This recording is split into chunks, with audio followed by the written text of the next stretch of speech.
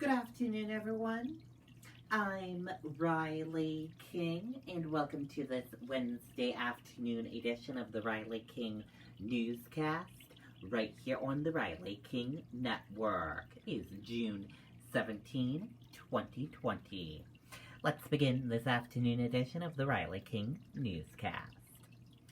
First up, COVID-19 in New Hampshire, what you need to know information. Let's take a look at that right now.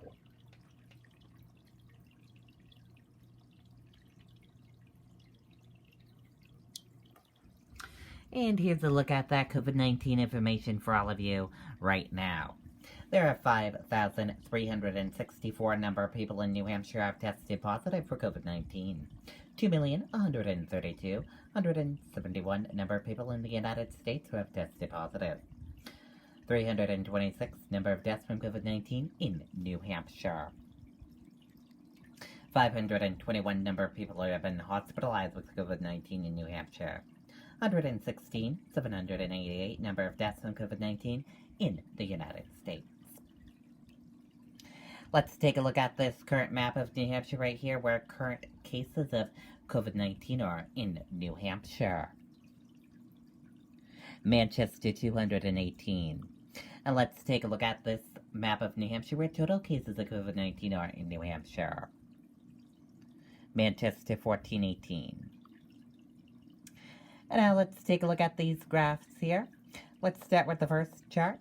New cases each day in New Hampshire in the purple, daily new positive COVID-19 cases. In the orange, new hospitalizations, and in the red are the deaths.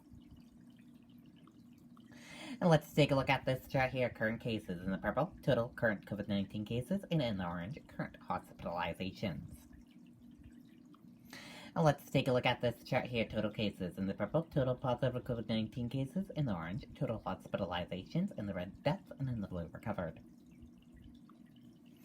And now let's take a look at this chart here. Age group of cases, female and male of cases, and risk information. Now let's take a look at this chart here. Infections, hospitalizations, and deaths. And let's take a look at this chart here. Deaths, percent of New Hampshire population, race/ethnicity of cases, hospitalizations. And a reminder, your common symptoms are fever, lack of smell, cough, chills, and difficult breathing. How it spreads, and prevention tips. And be sure to stay with the Riley King Network for the latest of your COVID-19 information. New Hampshire businesses cautious about bringing workers back in office. Businesses in no hurry to end working from home. Let's take a listen to that video from WMUR News 9, Andy Hirschberger.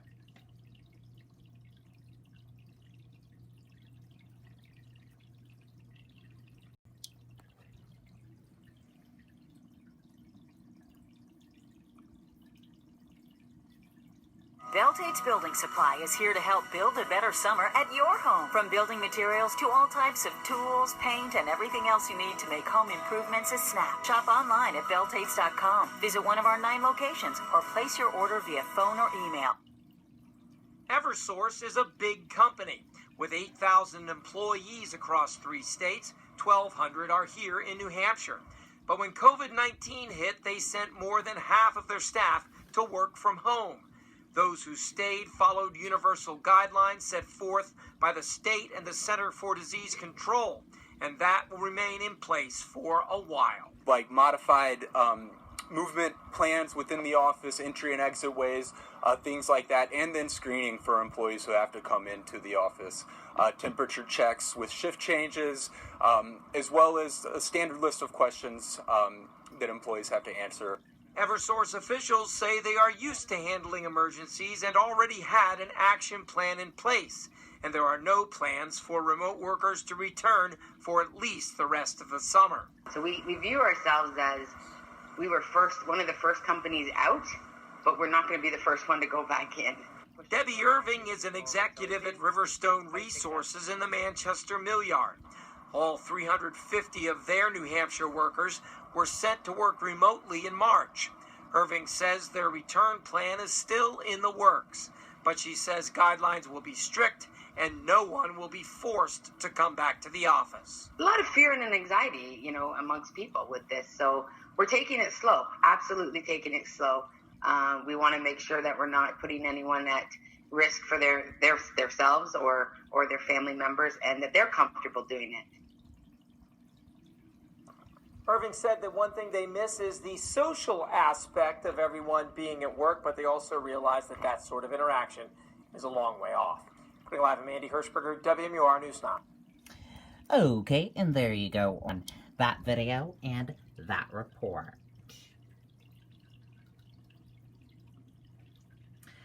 Stocks surge and struggle after 3-day winning streak, but Apple hits record highs.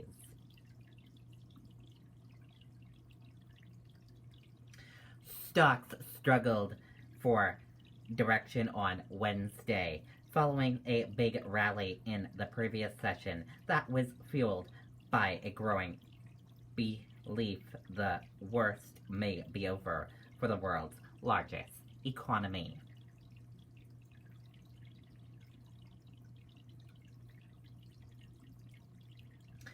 Trump administration sues to block John Bolton's book. Let's take a listen to that video from ABC News. Good morning, America.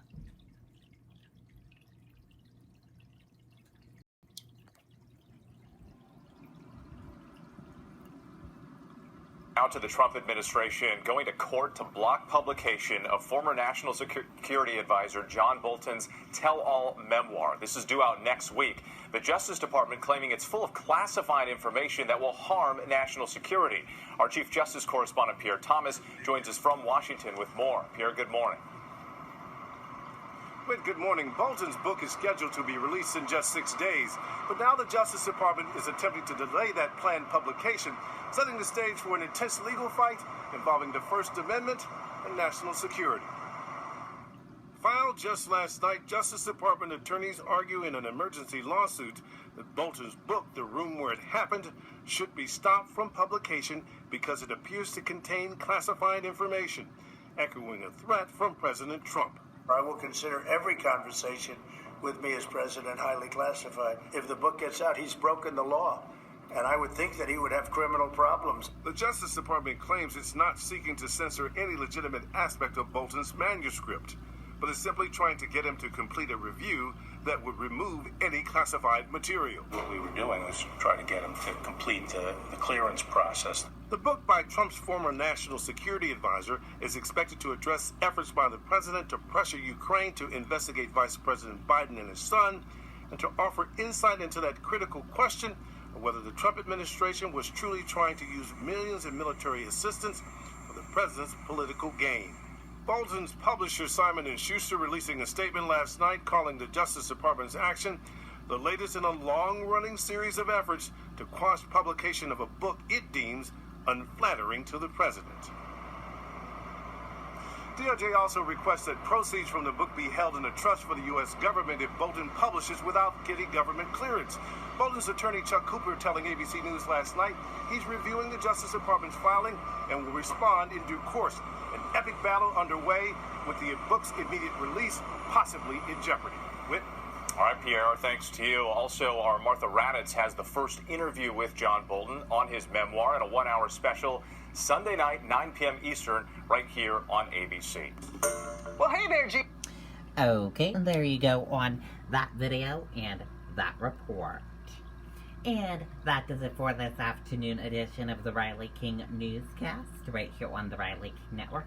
Thank you for joining us for this afternoon edition. Have a great rest of your afternoon. I'll see you back here later on today for another broadcast. I'll have a news report coming up in a little bit. Goodbye, everyone.